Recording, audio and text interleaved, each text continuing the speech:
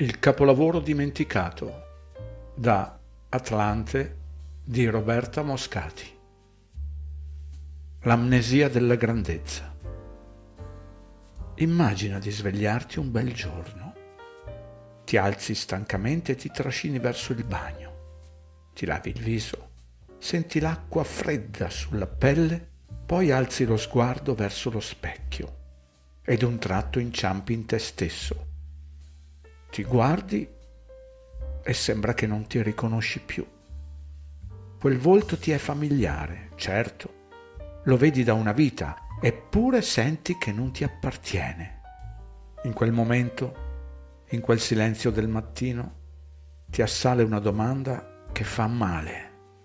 Ma che sto facendo? Ti rendi conto che ogni giorno è la fotocopia dell'altro. Ti muovi come un automa, fai le cose controvoglia, solo perché devi farle. Ti senti uno straniero in casa tua, un viaggiatore sperduto che sta percorrendo strade che non riconosce, seguendo mappe che qualcun altro ha disegnato al posto suo. Ti sei mai chiesto, mentre corri per non arrivare tardi a una vita che non ti piace, ma è questa la vita che voglio? È questo che sognavo quando ero bambino? Voglio che tu sappia subito. Questo senso di smarrimento non è affatto un errore. È la tua fortuna. È quel qualcosa che hai dentro che sta spingendo per essere ascoltato, che grida per avere il suo spazio e dirti che tu non sei quello che ti hanno fatto credere. Tu non eri la tua stanchezza. Tu sei un capolavoro assoluto. Solo che te lo sei dimenticato. Il miracolo che abiti. Ci sono così tante cose che diamo per scontate. Siamo distratti, viviamo la nostra vita come ciechi di fronte allo splendore che abitiamo. Fermiamoci un attimo, ti prego.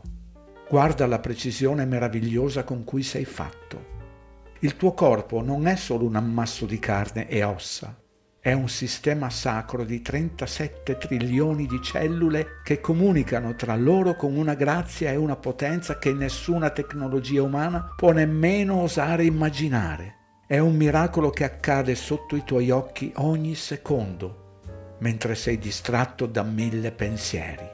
Mentre stai leggendo queste righe, proprio ora, il tuo cervello sta creando fino a 1,8 milioni di nuove connessioni ogni singolo secondo.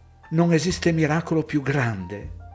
E che dire del tuo sistema immunitario? È una sentinella instancabile, una guardia del corpo silenziosa che è lì, al tuo servizio, pronta a proteggerti e riconoscere e neutralizzare minacce invisibili. Tu sei un tempio di perfezione. E allora, se sei questo prodigio, come è potuto accadere che ti sei sentito così spesso inadeguato? Le mappe dell'inganno.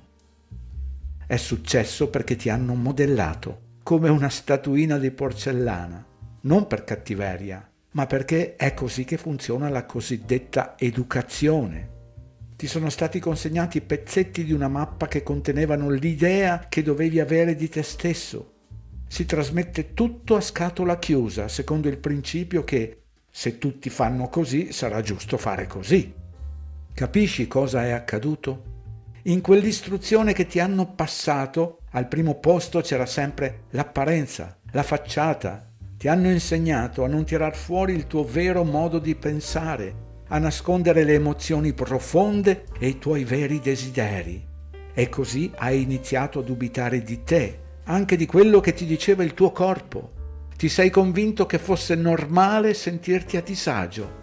Hai violentato te stesso facendo cose che sulla carta dovevano farti felice, ma che felice non ti facevano, e pensavi che il problema fossi tu. Quando ci si dimentica di essere un capolavoro, accade proprio questo. Ma ascoltami bene, per quanto tu possa dimenticarla, quella grandezza non ti ha mai abbandonato. È lì, che attende solo di essere riconosciuta. Il corpo che ricorda. Il tuo corpo, però, non ha mai smesso di volerti bene. Lui non sa mentire e non ha mai dimenticato. Nonostante l'educazione ricevuta, lui continua a mandarti segnali precisi. non ha mai smesso di parlarti con un linguaggio che non ti hanno insegnato ad ascoltare. Quella tensione al collo, quel nodo allo stomaco, quella stanchezza che non passa nemmeno se dormi per giorni, non sono problemi casuali. Sono messaggi codificati di un sistema intelligente che cerca di riportarti verso la tua vera natura. Pensa all'ultima volta che hai fatto qualcosa che ti piaceva davvero. Come si sentiva il tuo corpo? Leggero? Energico? E ora pensa quando devi fare qualcosa che detesti. Senti la differenza? Il tuo corpo non può mentire, a differenza della mente, che inventa 1000 giustificazioni. Lui risponde direttamente alla verità. È come una bussola che punta sempre verso il nord della tua autenticità, oltre le rotte conosciute. Come il capitano Mendoza che si prepara a salpare oltre le carte conosciute, anche tu stai per scoprire territori della tua natura che forse non sapevi nemmeno esistessero. Il capitano scriveva che le carte mentono perché mostrano solo quello che altri hanno voluto vedere. Le mappe che hai ricevuto, quella familiare, quella scolastica, quella sociale, sono state fatte per confondere o per standardizzarti. La famiglia ti ha dato un ruolo, il bravo bambino, il ribelle, quello portato per la matematica, creando gabbie invisibili intorno alla tua identità. La scuola ha diviso la conoscenza in compartimenti ordinati che in natura non esistono. La società ti ha indicato i percorsi di successo approvati, ma verso l'approvazione degli altri, non verso la tua approvazione. Navigare con queste carte sbagliate ti porta a evitare interi oceani di possibilità, convinto che siano pericolosi, quando invece sono proprio quelli che la tua anima vuole esplorare. Il corpo come guida. Abbiamo separato artificialmente la mente e il corpo. Abbiamo trattato la mente come il capitano e il corpo come una semplice nave da comandare. Ma è sbagliato. Il corpo è la manifestazione tangibile della vastità che sei. Quando senti lo stomaco che si contrae mentre dici sì a qualcosa che non ti va, o quando ti senti svuotato dopo una conversazione, non sono coincidenze. Quando sei allineato con chi sei veramente, il corpo funziona fluido, respira profondamente, hai energia, dormi tranquillo. Quando ti allontani dalla tua strada, iniziano i sussurri, una leggera tensione, un piccolo calo di energia.